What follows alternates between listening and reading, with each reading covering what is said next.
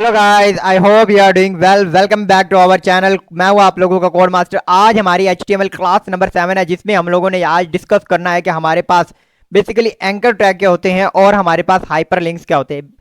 आप लोगों को मैं यहाँ बताता चलूं कि ये हमारा बहुत ही छोटा सा लेकिन बहुत ही ज्यादा इंपॉर्टेंट टॉपिक होने वाला है, क्योंकि इसकी वजह से हम लोग अपनी एक बहुत ही ज्यादा इंटरैक्टिव वेबसाइट को बिल्ड करते हैं। किसी भी वेबसाइट के ऊपर हाइपर लिंक्स और एंकर टैग का बहुत ही ज्यादा इस्तेमाल होता है जब आप लोग एक बहुत ही ज्यादा यूजर इंटरेक्टिव वेबसाइट को बना रहे होते हैं। मान लीजिए कि अगर आप लोग ये चाहते हैं कि जैसे ही मैं इस वाले टैग के ऊपर क्लिक करता हूं, यहां पर जैसे मैंने यहां पर किया ना, तो जैसे ही मैंने क्लिक किया तो क्या हुआ कि हमारी नई स्लाइड ओपन होगी। अब ये कैसे हुआ? क्योंकि मैंने वहां पर एक पाथ ऐड किया हुआ था कि जैसे ही मैं वहां पर क्लिक करूं तो हमारी एक नई साइड ओपन हो जाए। बिल्कुल सही, यही काम होता है हमारे एंकर टैग का।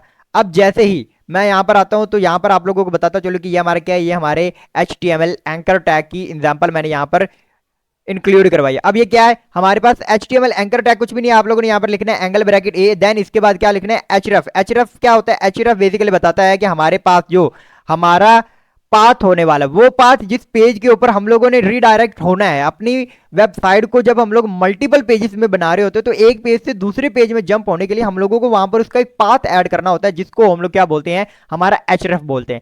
और उस एचरफ के अंदर हम लोग क्या देते हैं, एचरफ के अंदर हम लोग क्या देते हैं, यहाँ पर अपने पाथ को इंक्लूड करवाते हैं। हम लोग यहां पर लिखते हैं अपने पाथ डॉट HTML को या फिर path.com, जो भी हमारी वेबसाइट की डोमेन होती है या जो भी हमारे वेब पेज की एक्सटेंशन होती है, उसको और उसके नाम को हम लोग यहां पर इंप्लीमेंट करते हैं, जिससे हमारा क्या होता है कि हमारा जो वेब पेज होता है वो एक वेब पेज से दूसरे, दूसरे वेब पेज से तीसरे और तीसरे वेब पेज से चौथे की तरफ रिडायरेक्ट होती है। इस एंकर टैग के हमारे पास चंद बहुत ही ज्यादा यूजफुल एट्रीब्यूट्स भी होते हैं, जिनको हम लोगों ने यहाँ पर डिस्कस करना है। उन एट्रीब्यूट्स में जो सबसे ज्यादा इस्तेमाल होने वाला एट्रीब्यूट है वो हमारा तो होता है एचरफ। एचरफ क्या करता है? एचरफ हम लोगों को बताता है कि हम लोगों ने एक पोजीशन से किस पोजीशन की तरफ यानी हमारा वो पाथ कि हम लोगों ने किस पाथ से किस पाथ की तरफ रिडायरेक्ट होना है, उसके सीक्वेंस को बताता है हमारा एचरफ। देन हमारे पास आ जाता है रिल। रिल क्या करता है? रिल हमारे पास रिलेशनशिप बताता है कि हमारा रिलेशनशिप बेसिकली क्या होने वाला है उस एंकर टैग के एचरफ के साथ, यानी कि हमारा जो एंकर टैग है उसके अंदर मौजूद जो हमारा एचरफ, उस एचरफ का हमारे जो वेब पेज है, यानी जो हमारा वेबसाइट का जो वेब पेज होने वाला है, जिस वेब पेज पर हम लोग जंप करने वाले, उस वेब पेज का जो हमारे पास प्रेजेंट वेब पेज है, उस वेब पेज के साथ क्या लिंक होने वाला है। मतलब कि ये मेरा एक क्या है, ये मेरा एक पेज है, इसके अंदर क्या है, मेरा एंकर टैग है। अब मैं इस एंकर टैग की मदद से एक और पेज के अंदर जो इसी वेबसाइट का पेज है, यानी ये दोनों वेबसाइट, ये दोनों पेजेस क्या है, एक ही वेबसाइट के पेज है। मैं इस एंकर टैग की मदद से इस पेज के अंदर अगर रीडायरेक्ट होना चाहता हूं तो इस रिलेशनशिप को किस तरह से रिप्रेजेंट करवाया जाता है, ये हमारा बताता है हमें हमारा रिल टैग। इसके बाद हमारे पास आ जाता है टाइटल। टाइटल बिल्कुल सेम वैसे ही काम करता है जिस तरह से हम लोगों ने लास्ट टाइम अपने टेक्स्ट फॉर्मेटिंग क्लास में डिस्कस किया था कि हमारे पास जिस तरह से एवर टैग यानी जो हमारे एब्रीवेशन टैग होता है जिस तरह से काम करता है, बिल्कुल सेम टू सेम उसी तरह से हमारे पास जो हमारा टाइटल टैग होता है वो काम करता है। देन हमारे पास आ जाता है टारगेट। टारगेट बेसिकली बहुत ही ज्यादा इंपॉर्टेंट होता है। टारगेट एक बहुत ही अच्छी चीज है जिसको हम लोगों ने डिस्कस करना सीखना। मान लीजिए कि मैं ये कहता हूं कि ये हमारे ब्राउजर की स्क्रीन है। टारगेट की मैं आप लोगों को यहाँ पर एक एग्जांपल दे देती हूँ। ये हमारे ब्राउजर की स्क्रीन, और यहाँ पर हमारे पास क्या है, ये हमारे पास उसका एक टैब ओपन हुआ है, ये हमारा क्या है, टैब है। अब मैं ये चाहता हूं कि अगर मेरा ये पेज यहीं पर ही रहे, मतलब इसी मौजूदा टैब के अंदर हमारा ये जो पेज है वो प्रेजेंट रहे, और एक नया टैब हमारे वेब ब्राउजर का ओपन हो जाए जिसके अंदर हमारा दूसरा वेब पेज जो है, यानी हमारा वो वेब पेज जिससे हम लोग अपने एंकर टैग की मदद से इंटरेक्ट होना चाह रहे हैं, तो वो हमारा दूसरे टैग के ऊपर ओपन हो। तो इस तरह की जो हमारे पास सीक्वेंस होती है, ये इस तरह का जो बिहेवियर होता है उसको कंट्रोल करने के लिए हमारे पास टारगेट एट्रीब्यूट का इस्तेमाल किया जाता है। और अगर आप लोग ये चाहते हैं कि आप लोगों का सेम उसी टैब के ऊपर हमारा जो पेज है या हमारी जो वेबसाइट है वो रहे, तो उसके लिए भी हम लोग टारगेट टैग का इस्तेमाल करते हैं। देन हमारे पास डाउनलोड होता है, जो हमारे पास सिंपल सा है कि अगर आप लोगों ने किसी चीज को अपने ब्राउजर की मदद से डाउनलोड करवाना होता है तो उसको आप लोग किस तरह से डाउनलोड करवा सकते हैं, वो हमारा बिल्कुल सेम इसी तरह से एचरफ में ही हम लोग, जैसे हम लोग देखें कि एचरफ के ही अंदर हम लोग डाउनलोड नाम के एट्रीब्यूट को इस्तेमाल करते हैं और अपनी फाइल का पाथ देते हैं कि वो पाथ क्या होने वाला है, वो फाइल हमारी उस पाथ की मदद से क्या होगी, डाउनलोड होगी। लेकिन हमेशा एचरफ में हम लोग किसको इस्तेमाल करते हैं, एचरफ में हम लोग अपने एंकर टैग के पाथ, यानी हमारा जो एचरफ होता है उसके अंदर हम लोग अपने पूरे उस पाथ को इंप्लीमेंट करते हैं, उस पूरे पाथ को देते हैं जिस पाथ को हम लोगों ने अपने HTML पेज से दूसरे पेज की तरफ या फिर अपने किसी भी वेब पेज या इवन आप लोगों ने अगर PHP के अंदर वेब पेज बनाया तो उस वेब पेज को भी एक पेज से दूसरी पेज के ऊपर इंटरेक्ट करवाने के लिए या जंप करवाने के लिए हम लोग अपने href टैग को इस्तेमाल करते हैं। तो बेसिकली समझने की बात यही है कि हमारे पास जो href टैग है वो हमारे एंकर टैग का सबसे ज्यादा इंपॉर्टेंट और सबसे ज्यादा खास पुर्जा है, जिसको हम लोगों ने यहाँ पर इस्तेमाल करना सीखना है। तो चलते हैं अपने VS कोड में और शुरू करते हैं इन तमाम के तमाम एट्रीब्यूट्स के ऊपर और हमारे एंकर टैग के ऊपर काम कर। सो गाइस मैं यहां पर आ चुका हूं अपने HTML डॉक्यूमेंट्स में। मैं यहां पर सबसे पहले क्या कर लेता हूं, यहां पर मैं एक h1 दे देता हूं और यहां पर लिख देता हूं कि ये हमारा क्या है, ये हमारी हाइपर लिंक्स की क्लास है। और यहां पर मैंने ऊपर भी अपने डॉक्यूमेंट्स में क्या दे देना, यहां पर मैं लिख देता हूं कि ये मेरा क्या है, ये मेरा हाइपर लिंक्स है। तो मैं यहां पर जैसे ही हाइपर लिंक दूंगा तो यहां पर आप लोगों को हमारे जो HTML का ऊपर का जो हमारा टैब होता है, यानी हमारे जो ब्राउजर का टैब होता है, तो वहां पर भी हमारे टाइटल के अंदर हमारे पास href आना शुरू हो जाएगा। अब मैं यहाँ पर क्या करने वाला, यहाँ पर मैं कुछ भी नहीं करने वाला, यहाँ पर मैं एक एंकर टैग दूंगा और इस एंकर टैग में मैं यहाँ पर क्या देने वाला हूँ, इस एंकर टैग के अंदर हम लोग एक नया HTML डॉक्यूमेंट बनाने वाले हैं। यहाँ पर मैं एक और HTML डॉक्यूमेंट बना लेता हूँ जिसको मैं कह देता हूँ पेज डॉट HTML। और मैं इस HTML पेज को यहाँ पर दरअसल थोड़ी सी गलती होगी, मुझे इसको रीनेम करना पड़ेगा। यहाँ पर मुझे इसको HTML करना है एंड देन जैसे ही मैं यहाँ पर आऊँगा, अब मैं यहाँ पर क्या करूँगा, यहाँ पर मैं एक एमिट बना लेता हूँ और यहाँ पर मुझे कुछ भी नहीं करना, यहाँ पर मैं एक पैराग्राफ को ऐड कर देता हूँ और इस पैराग्राफ में मैं लॉरम को डाल देता हूँ और यहाँ पर मैं Alt Z करके इस हॉरिजेंटल बार को यहाँ पर wrap टेक्स्ट करके रिमूव कर देता हूँ। अब मुझे अपने इस पेज पर जाना है। मैं ये क्या करूँगा कि मुझे अपने इस index.html पेज से जंप करना है किसकी तरफ, हमारे page.html पेज में। तो मैं यहाँ पर क्या करूँगा, यहाँ पर मुझे सिंपल यहाँ पर कुछ भी नहीं करना, मैं यहाँ पर लिखूँगा href और href के अंदर मैं यहाँ पर क्या लिखूंगा, अपने पेज का जो हमारे पास पाथ है, यानी जो हमारा पेज डॉट HTML है, मैं उसको यहाँ पर पेज करूंगा। यहाँ पर मैं लिख भी दूंगा कि ये हमारा क्या है, ये हमारा पेज 2 है जिसके ऊपर हम लोगों ने जाना है। और कंट्रोल S, आप लोग जब इस तरह की कोई चीज बना रहे होंगे, जैसे मान लीजिए कि आप लोग अपना नेप बार बना रहे हैं या अपना बॉटम मेन्यू बना रहे हैं या कोई भी चीज हम लोग बना रहे होते हैं, तो वहां पर आप लोगों ने उसी चीज का यहाँ पर नाम जो है वो देना है। मान लीजिए कि मैं एक दफा अपने ब्राउजर के ऊपर जाता हूँ, यहाँ पर हमारे पास पहले से ये लाइव सर्वर ओपन था। मैं यहाँ पर क्या करता हूँ, मैं यहाँ पर आप लोगों को एक वेबसाइट के ऊपर रीडायरेक्ट करवाने वाला हूँ, जिसको मैं यहाँ पर हम लोग यहाँ पर लिख लेते हैं WWE, या फिर इस तरह से करते हैं कि इस मरतबा हम लोग कर लेते हैं पोकेमॉन की वेबसाइट, पोकेमॉन। जैसे ही मैं पोकेमॉन वेबसाइट के ऊपर जाता हूं तो हम लोगों को यहाँ पर एक बहुत ही ज्यादा अच्छा सा हम लोगों को एंकर टैग की एग्जांपल्स मिलने वाली है। अब यहाँ पर आप लोग देख पा रहे हैं हमारे पास क्या है, हमारे पास क्या है, यहाँ पर आप लोग देख पा रहे हैं ये जो ऊपर आप लोगों को यहाँ पर कलरफुल चीजें नजर आ रही है। जैसे मैं यहाँ पर माउस होवर कर रहा हूँ तो ये कलरफुल हो रही है, ये हमारे कुछ भी नहीं है, सारे के सारे हमारे क्या है, ये एंकर टैग है। जैसे मैं इसके ऊपर क्लिक करूंगा तो ये हमारे पास क्या होगा कि ये हमें एक नए पेज के ऊपर इसने इंटरेक्ट करवा दिया, लेकिन अपने टैब को इसने चेंज नहीं किया। इस तरह से अगर मैं पॉकेट टिप के ऊपर क्लिक करता हूं तो ये पॉकेट टिप के ऊपर हम लोगों को क्या कर रहा है, इंटरेक्ट करवा रहा है। इसी तरह से अगर मैं गेम्स के ऊपर या ऐप्स के ऊपर अगर क्लिक करता हूं तो ये क्या करेगा, गेम्स और ऐप के ऊपर हम लोगों को बिल्कुल सेम उसी पेज के ऊपर रहता हुआ इंटरेक्ट करवा रहा है, यानी जंप करवा रहा है। और जैसे ही मैं यहाँ पर टारगेटिंग कार्ड गेम कार्ड के ऊपर या कार्ड गेम्स के ऊपर क्लिक करता हूँ तो ये हम लोगों को उसके वेबसाइट या उसके वेब पेज के ऊपर हम लोगों को यहाँ पर इंटरेक्ट करवा रहा है। तो बिल्कुल सेम यही काम हम लोगों ने यहाँ पर करना है। अब हमारा ये जो डॉक्यूमेंट है ये बेसिकली यहाँ पर हमारा कंट्रोल S करके सेव करने के बाद यहाँ पर हम लोगों को प्रेजेंट होता दिखाई दे रहा है। अब मैं जैसे ही इसके ऊपर क्लिक करूंगा तो क्या होगा कि हमारा पेज डॉट HTML जो कि हम लोगों ने बना तो दिया था लेकिन शायद सेव नहीं किया, तो इसको कंट्रोल S करके सेव कर लेते हैं। और अब अगर हम लोग इसको रिफ्रेश करते हैं तो हमारे पास वो पेज जो है यहाँ पर आना नजर आना शुरू हो चुका है।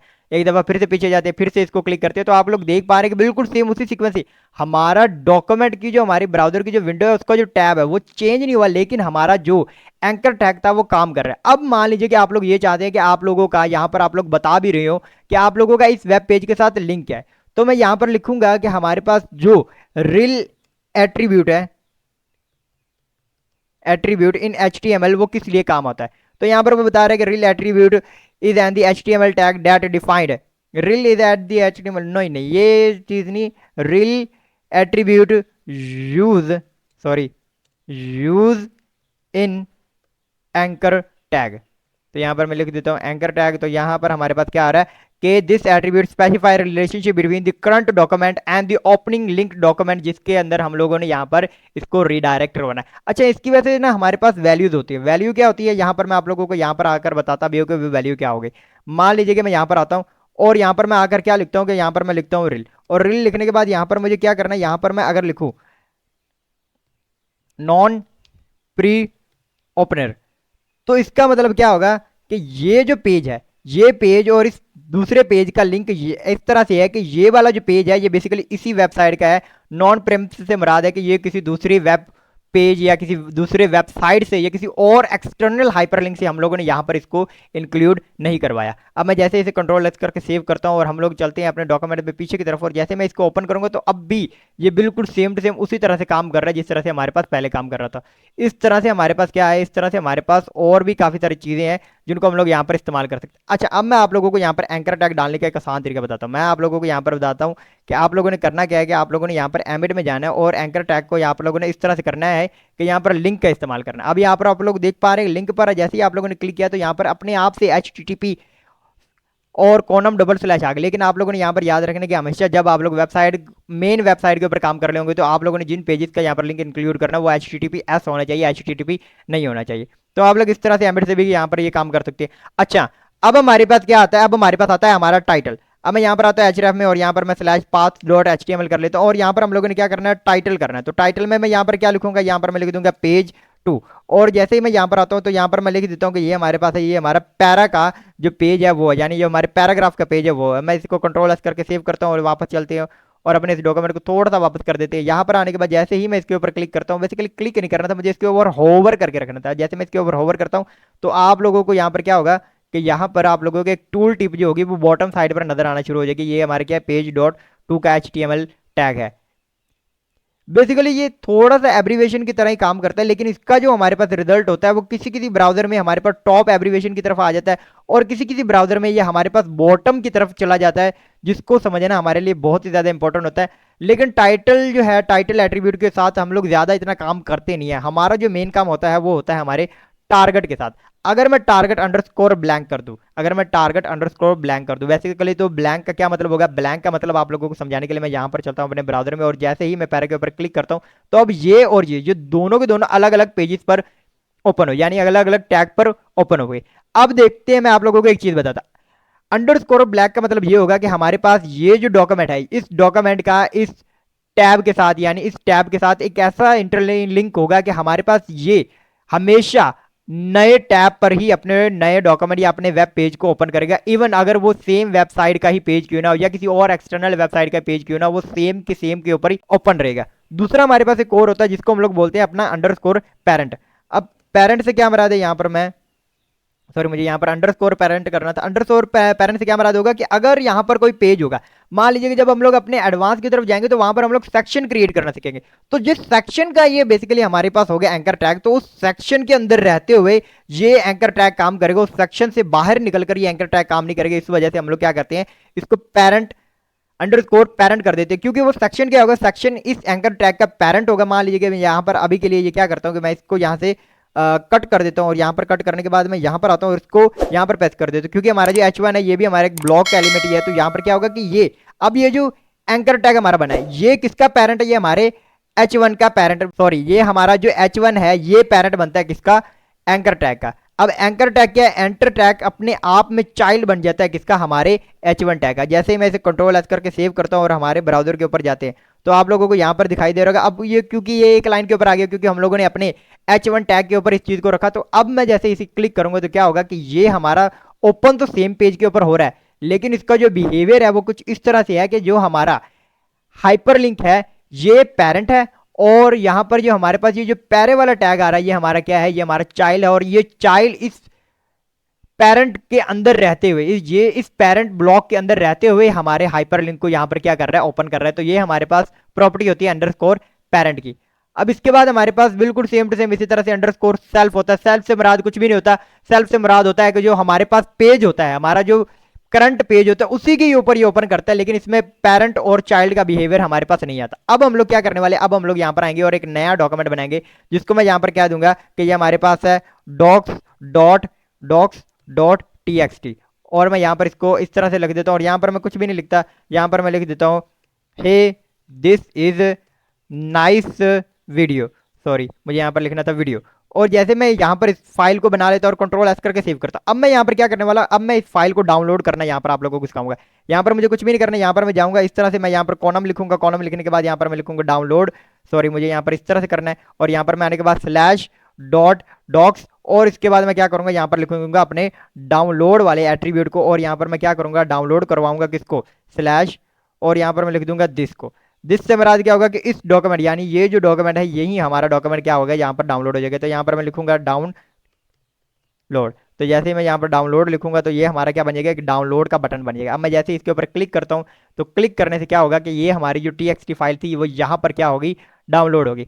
अब इस txt फाइल का हम लोग, आप लोग देख पा रहे हैं कि ये जो इसका नाम आया ये क्या है, दिस आया। अब ये दिस क्यों आया, दिस का मतलब ये था कि ये जो डाउनलोड हुआ, अगर मैं यहाँ पर आता हूँ और को बता देता हूँ, मैं क्या देता हूँ, this is my text file. तो यहाँ पर मैं इस तरह से इसको कर देता हूँ, कंट्रोल एस करके सेव करते हैं और दोबारा वापस चलते हैं, और अब इसको मैं डाउनलोड करता हूँ तो यहाँ पर क्या आ रहा है, अब इस फाइल का नाम भी वही हो गया, दिस इज। मैं यहाँ पर आप लोगों को थोड़ा सा जूम इन करके दिखाता हूँ कि हमारे पास क्या है, डाउनलोड एट्रीब्यूट काम तो थोड़ा सा कर रहा है, लेकिन हम लोग यहाँ पर, अगर मैं आप लोगों को दिखाऊँ ना, थोड़ा सा यहाँ पर आने के बाद मैं आप लोगों को दिखाऊं कि यहाँ पर हमारे पास है this is my text file, और ये बिल्कुल सेम टू सेम वैसे ही है जैसे हम लोगों ने यहाँ पर लिखा था this is my text file. ये क्या ओपन हो गया, अच्छा, this is my text file.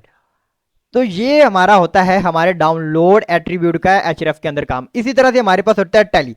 अगर मैं यहाँ पर लिखूं a.tel, और यहाँ पर मुझे क्या लिखना है, सिर्फ अपने नंबर को यहाँ पर ऐड करना होता है। आप लोग कुछ भी रैंडम सा यहाँ पर नंबर लिख दो, और यहाँ पर मैं लिख दूं यहाँ पर के कॉल मी। तो ये आप लोगों का क्या होगा, जब आप लोग मोबाइल फोन के अंदर ये काम कर रहे होंगे तो यहाँ पर आप लोगों का ये एट्रीब्यूट एक कॉल मी की तरह काम करेगा। आप लोग जब अपने मोबाइल फोन के अंदर इस वेबसाइट को ओपन करेंगे बेसिकली, तो यहाँ पर भी आप लोगों को नजर आएगी, लेकिन क्योंकि यहाँ पर आप लोगों का मेरे लैपटॉप के अंदर सिम कार्ड जो होता है या फिर हमारा जो टेलीकम्युनिकेशन कार्ड्स होता है वो सपोर्ट नहीं करता, तो यहाँ पर ये चीज़ काम अभी के लिए तो नहीं करेगी, लेकिन मोबाइल फोन के अंदर ये चीज़ जरूर काम करेगी। जैसे ही हम लोग इसके ऊपर करेंगे तो यहाँ पर आप लोगों को बोल रहा है कि पिक एन ऐप, मतलब कि ना आप लोगों को किसी ऐप के थ्रू इसको ओपन करना पड़ेगा। तो मैं यहाँ पर अभी के लिए इसको कैंसिल कर देता हूँ। इसके अलावा हमारे पास क्या है, इसके अलावा हमारे पास है हमारा मेल टू, बहुत ही ज्यादा इंपॉर्टेंट है। मेल टू का मतलब होता है कि आप लोग किसी बंदे को यहाँ पर मेल करना चाह रहे हैं। अब मेल टू काम किस तरह से करता है, मेल टू में आप लोगों ने सिंपल यहाँ पर उस बंदे का जो है वो मेल एड्रेस लिखना होता है। जैसे मैं यहाँ पर लिखूँ कोड मास्टर अमोंग जी मेल.com, और मैं यहाँ पर लिख दूं के